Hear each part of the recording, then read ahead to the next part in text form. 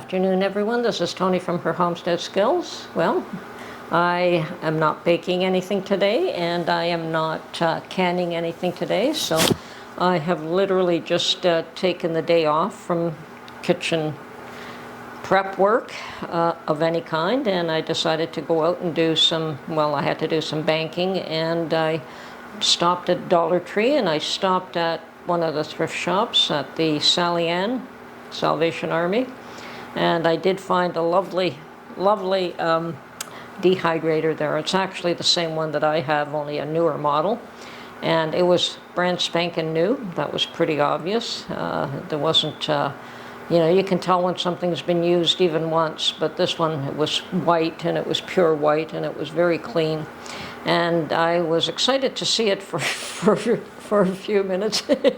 And I took it over to the area where you can plug it in to make sure that it works. They do have power bars set up somewhere in the thrift shops so that you can test anything with the power. And it did work, and I hung on to it for about, a good 5 minutes, and then I decided against it. It's, the dilemma is they are rather bulky items. I don't really have any space to have a second one. I'm not prepared to get rid of the one I have. It works just fine, and it's exactly the same one. And I always thought that when I got another one, I would actually upgrade to a better quality dehydrator. So although it was a steal, it was only $14, $15, $14.99, I believe. And when I bought mine, and that was a bunch of years ago, I paid around $50, and I suspect it's anywhere from $60 to $90 for the same unit now. It still is just replacing this unit with the same unit, and it's not really an upgrade. So I would, although this one works, and it works fine, I do have to change trays around, like swap them, the top ones to the bottom ones and so on, but that's okay. That's not really a big deal. But as I said, when I do get a new one, I would like to have a different type, probably the square ones. The heat and the fan source is at the back rather than at the bottom. So I think that way it would dry everything a little more evenly.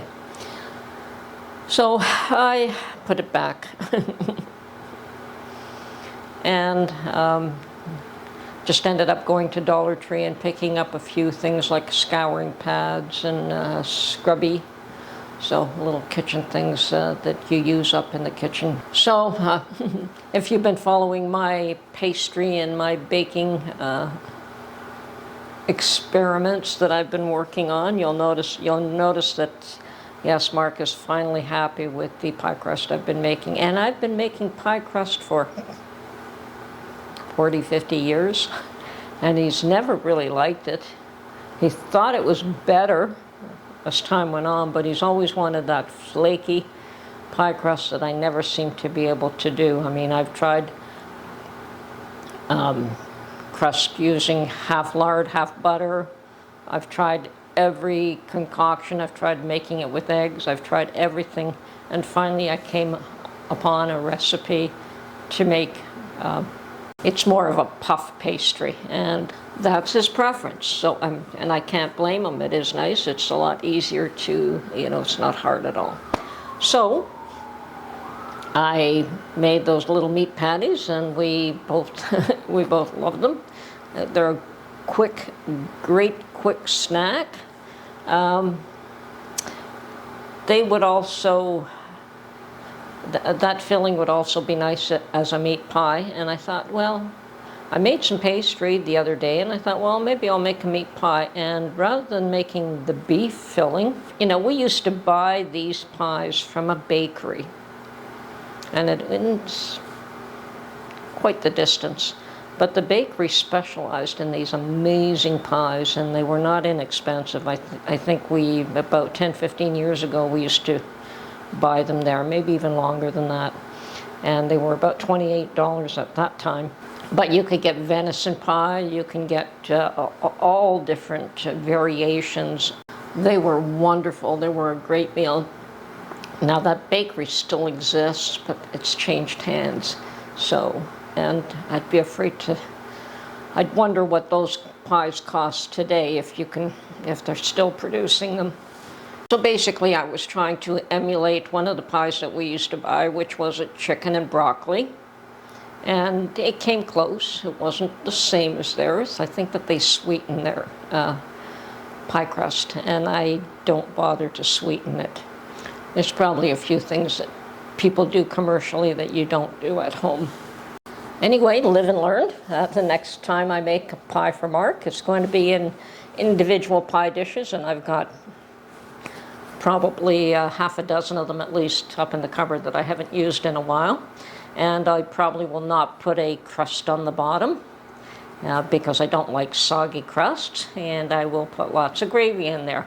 So with just a crust on the top, and that'll be more like the pies that you'd get at the British pubs that he used to frequent a lot. So, and I think, anyway, so much for that. I think I'm done making pastry for a little while, but as I said, the next time I make pies, it will no longer have the bottom pastry. And then maybe we can perfect pies the way he likes them.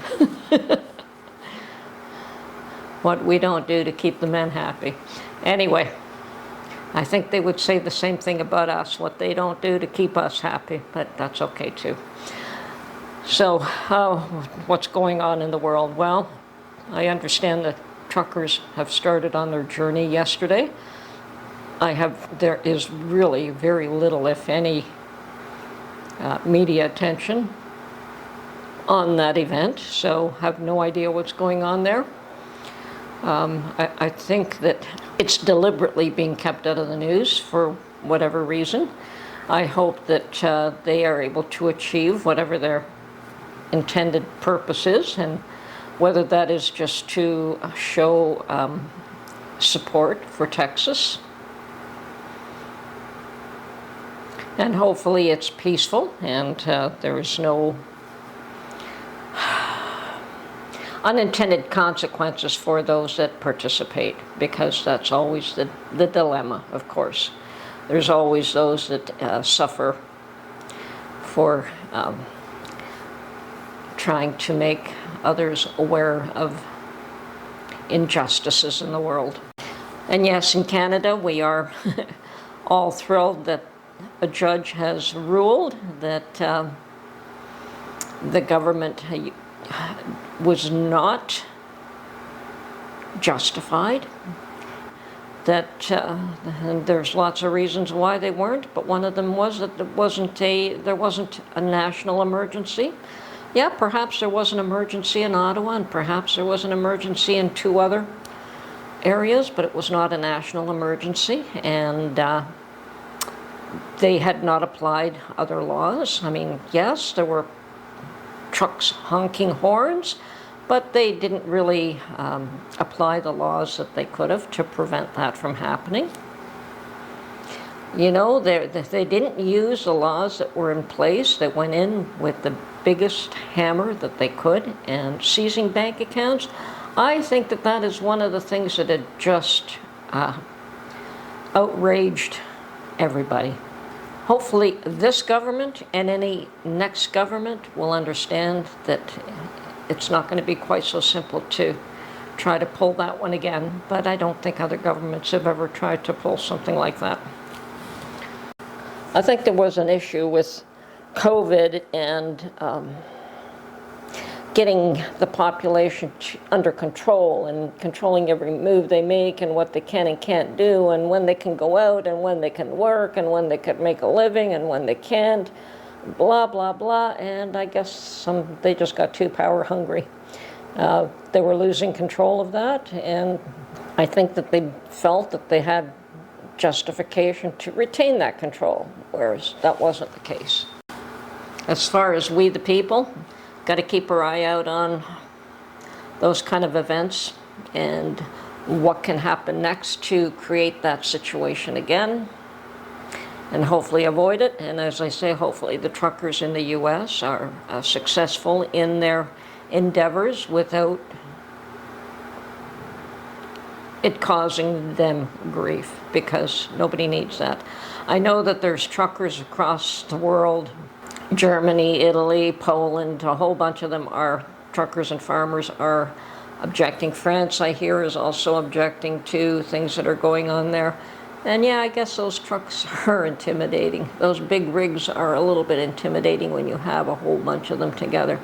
But I don't think I've ever seen anyone run over anyone with a big rig, but we did see a cop on a horse run over an individual.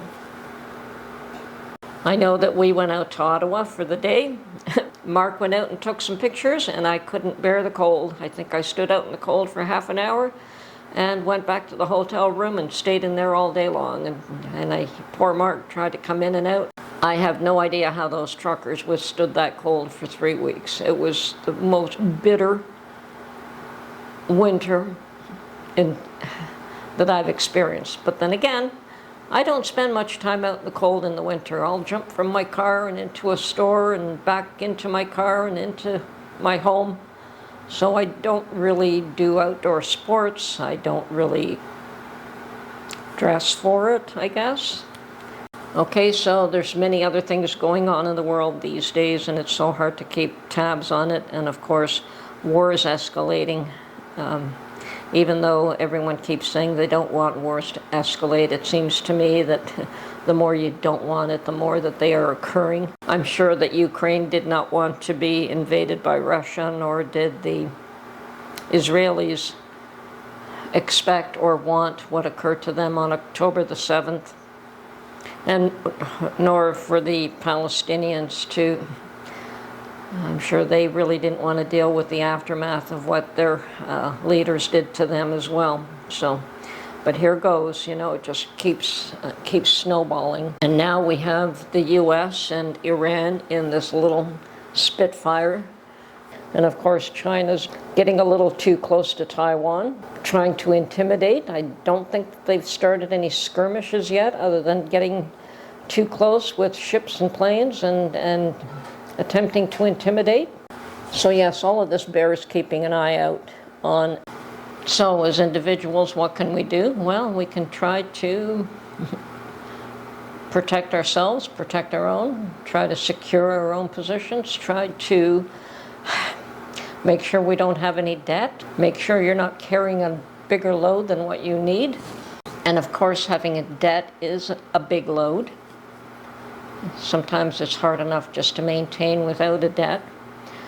And pay off your debts, stock up on food, sock away a few dollars, in cash even. I'm not one to tell you how to handle your finances. To each his own. Everyone knows what's best for them or how they can handle it. I would just say be frugal. Be frugal. Be cautious, be frugal. When my eldest child, my son, came home one day years and years ago, that he had landed a really good job where he was making really good money, the one piece of advice I gave him was, son, if you're making more than what you need, sock away what you're not going to use. Do not go out and party. And yes, maybe you want to enjoy a little bit more of the things that you couldn't get before. However, that job will not last. They never do. That income is not forever. It is for a limited time frame. I've always seen ups and downs in income. So one day you're going to do really well, and a year or two down the road, or 3 or 4, or whatever it is, job loss and loss of income and or reduced income. So the best advice I can give you is put away what you're not going to need, so that during the times where you don't have, you actually have something to lean on. I'll admit he did take my advice, and he invested some and saved some, and yes, of course, the day came where that job was no longer there. And of course, it was in the tech industry, and I'd previously worked in the tech industry, and I know how volatile that was, especially in the early days. Company could be on top of the world today, and 2 years down the road, they were gone. So, and that happened quite a lot. And yes, he worked for someone who was extremely successful for a short period of time. And then there's always competitors who come around and they see what you're doing and they do the same thing, and there goes your edge.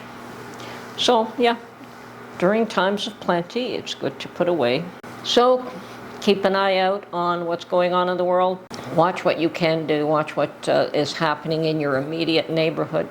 Keep an eye on strangers that you've never seen before that are now in your neighborhood and what their intentions are. You have to learn to be a little bit more security conscious than what you were in the past.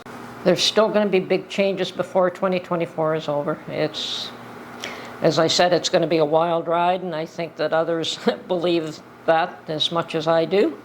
And who knows where we'll all land. Hopefully it's safely on our feet. This is Tony from Her Homestead Skills. I hope you enjoyed this video, and we will catch you on the next one. Thank you.